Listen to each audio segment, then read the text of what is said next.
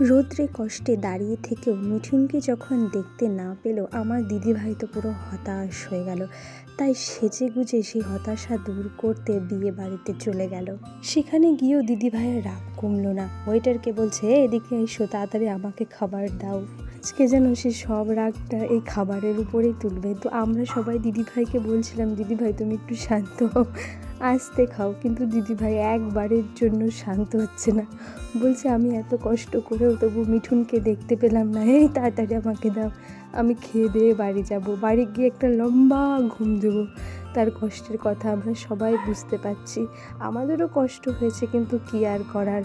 সে যেন সব খাবার একসাথেই খেতে চায়। আমার দিদিভাইয়ের যে এত রাগ আমরা এই 4 বছরে আজ পর্যন্ত দেখিনি, আজকে যা দেখলাম। কিন্তু রাগ করলেও তাকে যে এত সুন্দর লাগে সেটা জানতামই না। তো যাই হোক, আমাদের পাড়ার একটা নেমন্তন্ন ছিল বিয়ে বাড়িতে, তো আমরা সব পরিবারে সেখানেই গিয়েছিলাম খেতে। খুবই মজা করেছি, আনন্দ করেছি।